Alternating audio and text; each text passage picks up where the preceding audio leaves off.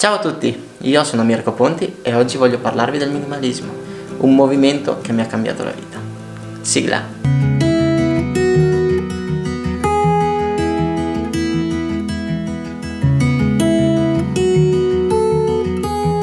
Ho deciso di cambiare la mia vita da così a così, facendo questo semplice cambiamento.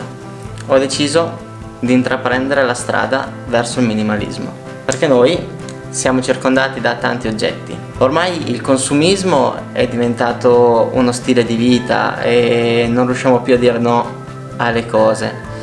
Dobbiamo comprare sempre più oggetti per cercare la felicità. Quindi ho deciso di fare questo cambiamento. Dopo diversi documentari, informazioni che ho trovato, ho deciso di diventare minimalista. E con me ha appoggiato questo mio stile di vita anche la mia amorosa. Ora stiamo iniziando a diventare minimalisti per cercare di diminuire quello che compriamo e vivere una vita più felice. Facciamo un piccolo passo indietro. Che cos'è il minimalismo?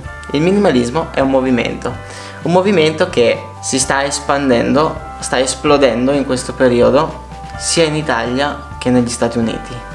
Perché? È un movimento che è contro il consumismo. Accettare la mentalità minimalista significa rinnovare la propria vita. Rinnovare la propria vita su quello che è l'essenziale. Sì, Lilli, ok. Dopo questa piccola interruzione, dove eravamo rimasti? Non mi ricordo. Accettare la mentalità minimalista significa rinnovare la propria vita. Rinnovare la propria vita verso le cose che sono essenziali. Verso la ricerca della felicità, verso una ricerca del possedere il meno possibile. Non bisogna però farsi ingannare dagli stereotipi comuni. Essere minimalisti non vuol dire lasciare tutto e diventare degli eremiti e andare a vivere in lande desolate, lontani dalla società. No, non è questo essere minimalisti. Oppure non vuol dire non possedere uno smartphone o non possedere un computer, una casa o un'automobile. Questi sono tutti stereotipi e sono tutti stereotipi sbagliati sui minimalisti. Il minimalismo si basa su un semplice concetto, quello di eliminare tutto il superfluo e vivere con quello che è davvero necessario, eliminando tutto il resto, perché si tende a sottovalutare i danni che causano gli oggetti nella nostra vita. Perché basta solo pensare che nelle nostre case l'80% delle cose che possediamo non le utilizziamo. Noi le abbiamo comprate, le abbiamo utilizzate sì e non una volta o due, ma adesso rimangono lì in un cassetto ad aspettare che qualcuno le riutilizzi, ma noi non le utilizziamo.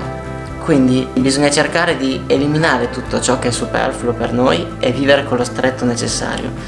Questo concetto va a braccetto con il risparmio, perché eliminando il superfluo possiamo avere un risparmio nel lungo periodo, possiamo avere un grosso risparmio e quindi ci può aiutare anche in fini economici. Ma torniamo un passo indietro. Bisogna cercare di escludere il superfluo, escludere tutto ciò che non utilizziamo per tornare a vivere una vita felice, una vita serena.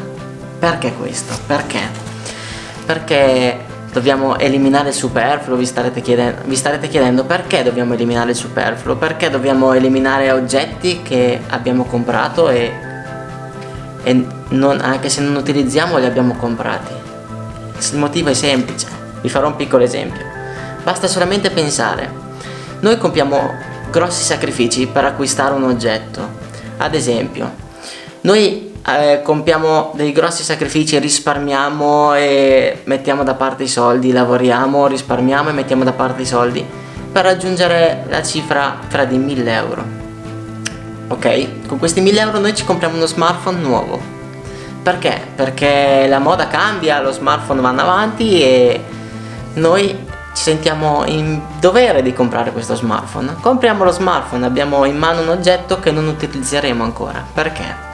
Ci iniziano a sorgere dei dubbi, delle preoccupazioni, delle ansie, tipo devo comprare una cover perché sennò questo telefono si rompe, e allora siamo spinti a comprare una cover per proteggere il nostro telefono. Una volta soddisfatto questo bisogno iniziamo a chiederci: ma lo schermo si può graffiare? Quindi andiamo a comprare uno schermo protettivo. Risolto anche questo problema, ne salta fuori un altro e diciamo: ma con quel cavetto o con quell'accessorio possiamo rendere il nostro telefono ancora più performante, e quindi siamo spinti a comprare quell'oggetto e quella determinata cosa per cercare di rendere il nostro telefono nella sua massima forma. E allora compriamo oggetti su oggetti per cercare di migliorarlo sempre. Però una volta acquistato anche questo è pronto per essere utilizzato, noi lo utilizziamo, ma ci sono altri dubbi. E se ce lo rubano? E se mi casca e si rompe? E se dovessi scordarmelo da qualche parte? Sono tutte domande che non ci fanno vivere appieno la nostra vita, non ci rendono felici, non ci rendono liberi, siamo sempre incatenati agli oggetti. Questo è il minimalismo, cercare di eliminare la maggior parte degli oggetti che non ci fa essere liberi, non ci fa sentire sereni, non ci fa sentire felici. Ma la tecnologia non è l'unico problema che non ci fa vivere appieno le nostre vite. Un altro aspetto che molti tendono a ignorare è il fatto del materialismo. Noi siamo persone che sono attaccate agli oggetti, e l'unica arma che può aiutarci a sconfiggere queste nostre ansie e sentirci incatenati è il minimalismo. Ecco perché nel minimalismo c'è l'ideologia del less is more, che sta sempre prendendo più piede, sia in Italia che in altri paesi, dove il materialismo sta prendendo sempre più piede. Gli eccessi stanno aumentando, perché noi nella vita moderna siamo bombardati costantemente da pubblicità. Tutto i giorni, da quando ci alziamo la mattina a quando andiamo a letto la sera, noi siamo bombardati da informazioni e bombardati sempre di più da pubblicità che ci spingono a comprare, pubblicità ingannevoli che ci spingono a comprare e a spendere i nostri soldi.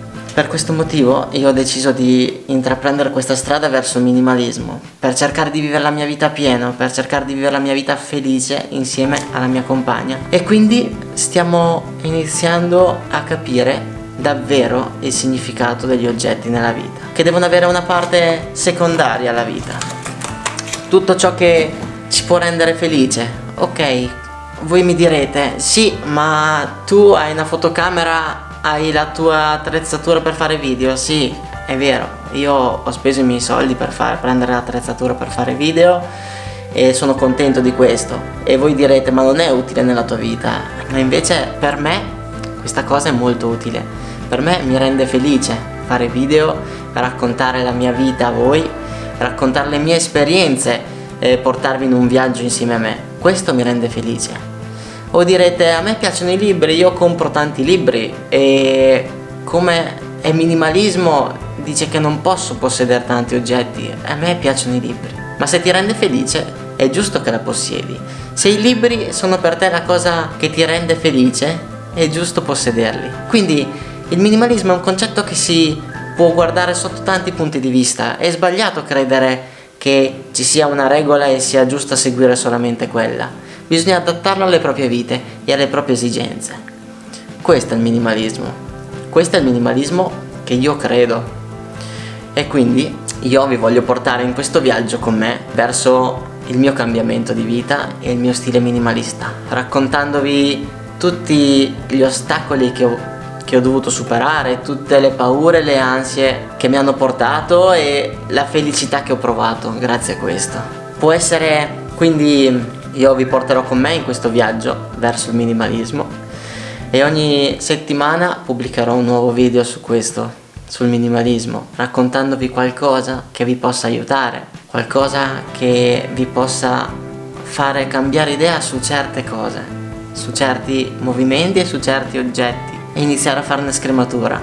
Quindi io vi ringrazio se siete arrivati a questo punto del video, ma se ancora non l'hai fatto ti chiedo di iscriverti al canale, perché ogni settimana pubblicherò un video e ti porterò con me in questa mia avventura, passo dopo passo, verso il cambiamento e verso il minimalismo, a conoscere un nuovo movimento, una nuova cultura, un nuovo stile di vita che mi ha cambiato la vita e spero che la cambierà anche te. Quindi io ti ringrazio di essere arrivato fino a questo punto e ti saluto. Ci vediamo la prossima settimana. Ciao!